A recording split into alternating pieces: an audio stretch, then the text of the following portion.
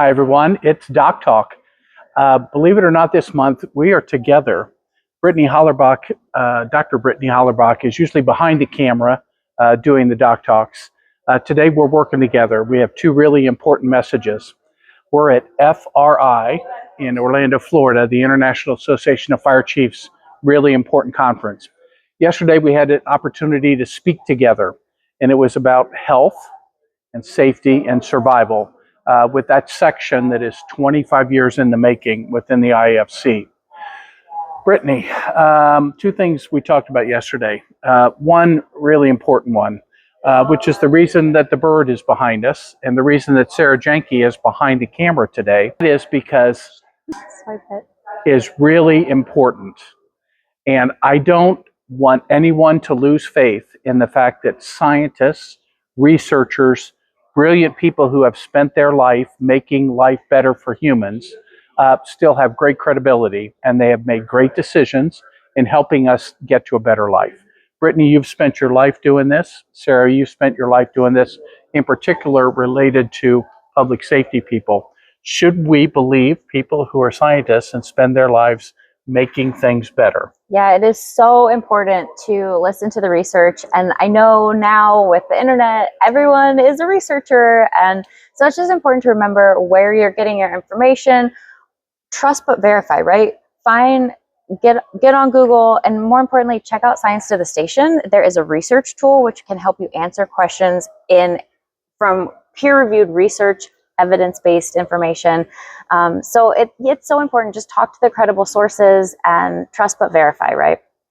And the Nerd Bird reminds us that we do need to be part of research, become part of a registry group like the National Firefighters Registry.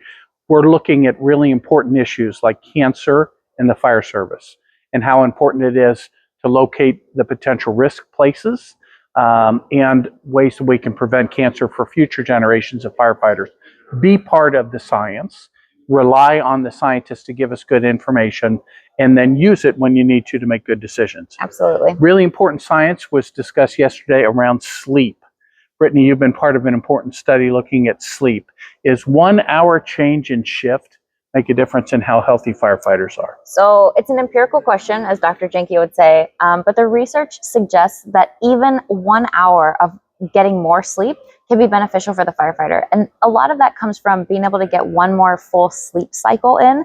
REM sleep and deep sleep are so important to refresh your memory, to clear out the old stuff and allow you to emotionally regulate and also physiologically for your body just to kind of clear everything out. So even 1 more hour of sleep. So if a fire department changes their shift start time from 6 a.m. to 7 a.m. or 7 to 8 a.m., just that 1 hour can allow you to get more sleep before getting up in the morning and preparing to go into work. We all know that fire departments often have an unofficial start time that's even earlier than their scheduled start time. And that just means that the firefighter is getting up so early, and often that's cutting into their sleep. Dr. Joel Billings and Sarah Jenke have done research that shows that firefighters are coming to work short-slept and they're leaving work short-slept. So if we can give them just a little bit more time to sleep in the morning, that may be really beneficial to their mental and physical health. Do we sleep anything else in our world? Like our computers? Yeah, one of the examples I used yesterday is how your computer will tell you that it needs an update, and you might like dismiss it. And I think we do that with our sleep as well, right? Like, oh, it's okay, I'll sleep, or I'll catch up on my sleep. And eventually your body just crashes, just like your computer crashes if you don't do that update in a timely manner. Our body is the same way. We need that REM sleep and that deep sleep to refresh everything. And that was a really good example to use. That's what sleep is about for your brain. It needs to reset itself both chemically and along a cycle, which is what we call the circadian rhythm. We've known for a long time that your sleep cycle has everything to do with your circadian rhythm. There are some people that we all know that are night people, and they just have a different rhythm. You find your rhythm, but it's really important when you're changing it to consider the physical changes that may go along with that. Absolutely. Sleep is so, so important. The people that are like, I'll sleep when I'm dead, you really literally need your sleep.